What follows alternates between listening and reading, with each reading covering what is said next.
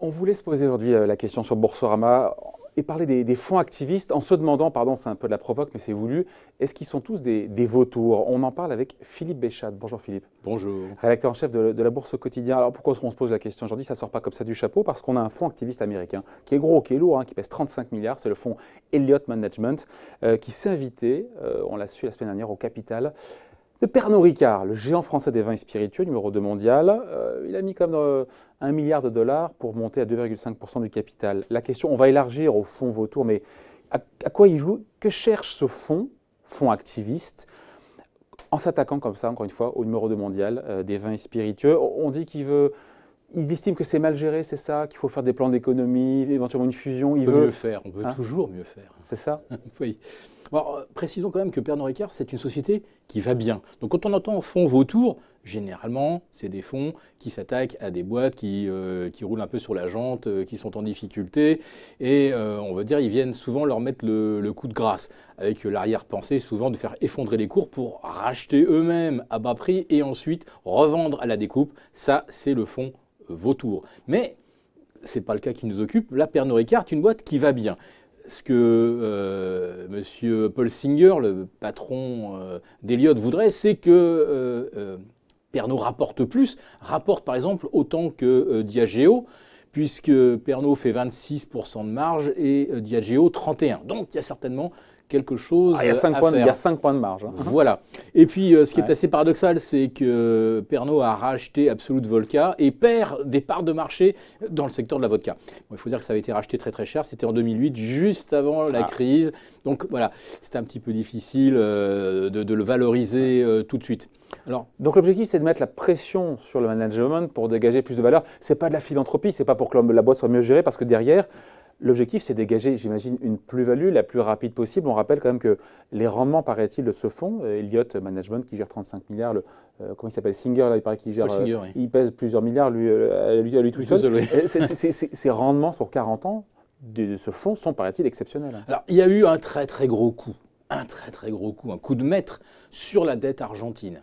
Ils achètent de la dette argentine à 30% ou même pas du prix d'émission, à l'époque où l'Argentine restructure. Mais eux, ils ont le flair d'acheter des dettes émises aux États-Unis et qui relevaient de la juridiction américaine, ce qui veut dire que l'Argentine n'a pas pu dire je restructure ou je décode complètement cette dette. Ils ont été obligés de payer intégralement. Rubis sur l'ongle. Rubis sur l'ongle, par décision de la justice américaine. Et là, Elliott a fait 3 fois la mise sur, je ne sais plus combien, 6 milliards de dettes. Si ça, c'est pas un comportement de vautour, ça?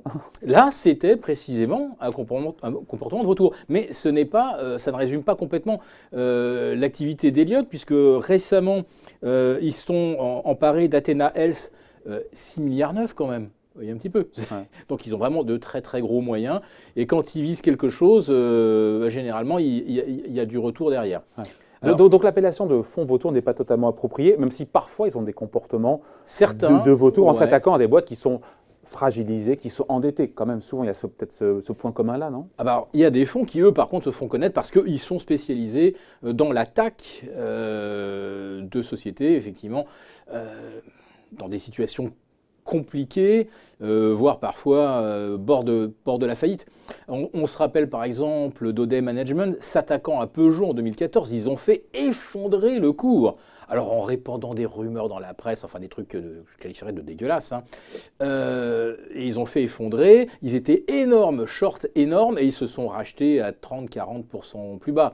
Tout ça est légal, pour le coup, tout ça est légal. On peut comme ça balancer des fausses informations. C'est très borderline. Si vraiment on voulait aller leur chercher des noises, on pourrait. Le problème, c'est que les rumeurs, on n'arrive jamais à les sourcer vraiment. Enfin, on se doute bien que ça faisait complètement leur jeu de dire que Peugeot devait disparaître, que Peugeot ne valait plus rien, qu'il n'y avait plus d'espoir. Enfin bon, voilà. On se rappelle aussi que récemment, là, c'est Citron Management qui s'est attaqué à Tesla. Alors, ils étaient short. Il y a peu de temps, ça. Il y a peu de temps, oui. Je vous parle d'une actualité très récente. Et alors, ils se sont mis short sur Tesla, mais pour des millions de titres. Enfin, ils avaient une position énorme. Et là-dessus, Elon Musk annonce qu'il a les moyens de racheter les minoritaires et de faire sortir Tesla de la bourse. Voilà. Je me rappelle, ouais. 15 jours plus tard, il annonce que non, il a changé d'avis. En fait, il n'a jamais eu de soutien pour le faire, il n'a jamais eu les moyens de le faire. Et là, donc, Citron attaque. En l'occurrence, c'était Andrew Left qui, à titre personnel et en tant que patron de Citron, s'était mis vendeur à découvert. Il a assigné Elon Musk et c'est à lui, à ce Andrew Left, qu'on doit cette décision de justice qui a dégagé Elon Musk de son poste de CEO de Tesla. Donc ils peuvent faire mal. Ils ont les meilleurs avocats. Ces fonds qui s'attaquent à une entreprise et qui, comme dans le cas de Tesla, lancent ou intentent une action en justice. Ils ont d'excellents avocats. Ils sont également très très bons pour détecter quand dans un conseil d'administration, il n'y a pas d'unanimité. Mais c'est intéressant ça, parce que d'ailleurs, pardon, mais c'est lié, les revendications de ces fonds activistes, une fois qu'ils sont montés au capital, c'est des résultats qui ne sont pas à la hauteur, ça peut s'entendre. Et puis, vous le disiez, un problème de gouvernance, quand on a trop d'entre-soi, quand on n'est pas assez tourné vers l'extérieur, qu'il n'y a pas assez d'administrateurs indépendants. C'est des vraies questions, ça. Oui, comme on disait, fonds vautours, moi je dirais plutôt que c'est un peu des fonds oies du Capitole. C'est-à-dire qu'en fait. Des fonds quoi, oies du Les oies du Capitole, c'est ça, ils lancent l'alerte lorsqu'ils voient qu'effectivement il y a un problème de management. À juste titre. À juste titre. Et des fois, ils vont pincer un peu les mollets des conseils d'administration quand ils s'endorment. Et ils savent aussi détecter quand au sein de conseils d'administration, il y en a qui sont pas vraiment, qui ne soutiennent pas vraiment la politique menée par le patron, ou si c'est une entreprise familiale, ils arrivent même à détecter des fois que certains ayants droit se disent qu'ils aimeraient bien sortir. Et quand, par exemple, vous avez M. Paul Singer qui rachète 2,5% de Pernod Ricard, on peut imaginer que dans d'autres boîtes, il sait déjà qu'il y a des membres de la famille qui sont prêts à lui céder 5%. Je ne parle pas de Pernod, attention, mais je dis que le cas de figure, ça fonctionne comme ça. Je rentre à hauteur de 2,5, et puis j'ai de la famille qui m'en cède 5, et puis j'ai un gros fonds qui va m'en laisser 4 ou 5%. Je me retrouve avec 20% du capital et j'obtiens rapidement 2 sièges au conseil d'administration. Et là, je dis, il faut que le travail de SAP après de l'intérieur. Il faut que les choses changent. C'est exactement le travail de SAP de l'intérieur. Donc ça veut dire qu'il faut être bien renseigné, il faut de bons avocats. Ils ont les moyens, on va finir là-dessus, ils ont les moyens, ces fonds activistes. Et est-ce qu'ils sont plus présents? Parce qu'ils sont anglo-saxons, on les voit très peu en France. Il y a eu quelques dossiers, vous parliez de Peugeot, j'ai vu qu'il y avait aussi Lagardère qui avait vu maille à partir avec le fonds Amber qui a pris 4% du capital, pour des raisons aussi qui sont un peu similaires. Encore une fois, quel est le profil et est-ce qu'ils sont peu présents en France? Il y a un biais géographique, ils attaquent plus dans les pays anglo-saxons, plutôt au UK, aux États-Unis. Alors c'est assez facile à visualiser. L'année dernière, on a 200 opérations majeures de fonds activistes.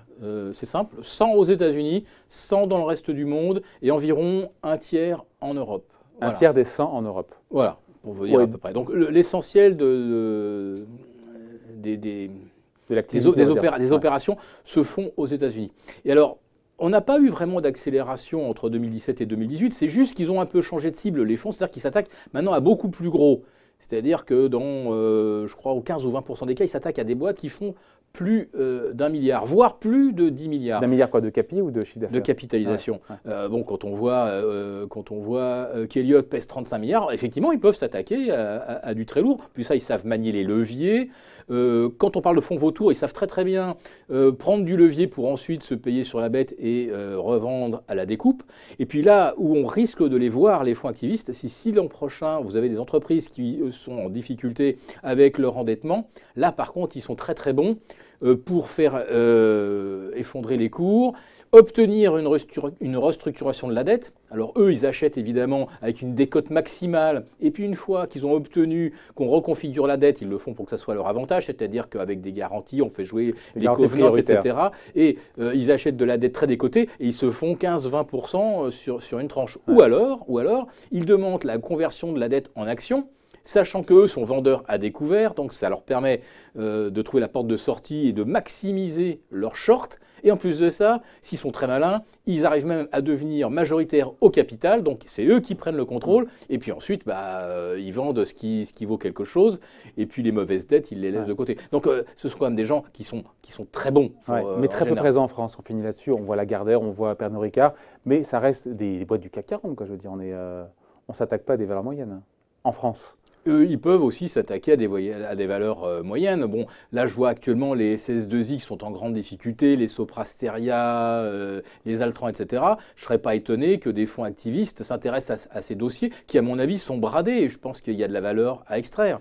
Quant à Pernod Ricard, est-ce qu'ils arriveront effectivement l'État français a réagi. à changer le management? Le gouvernement a fait comprendre quand même qu'il n'était pas souhaitable que... Il y a un message qui est envoyé, en tout cas, de la part du gouvernement, comme quoi il n'était pas souhaitable que ce fonds-là, que Pernod dépende trop d'intérêts dans l'extérieur. Je sais pas. Il y a eu une réaction comme du gouvernement qui n'est pas favorable. Il y a un signal qui a été envoyé quand même. Voilà. Puis alors le plus gros fonds activiste, puisque vous me tendez Alors, la perche, parfois c'est l'État, et on l'a vu dans le dossier Renault, ils ont tenté d'accroître leur influence, et ça n'a pas forcément très bien fonctionné. Les fonds activistes, eux, c'est quand même très rare qu'ils se ratent. Bon. Voilà, on voulait vous en parler aujourd'hui donc, sur Boursorama. Donc, voilà, ces fonds activistes, on en parle à l'occasion justement de la montée en puissance de ce fonds activiste américain Elliott, au capital donc, de Pernod Ricard. Affaire à suivre. Merci pour ces explications. Philippe Béchat, donc rédacteur en chef de la Bourse au quotidien. Merci.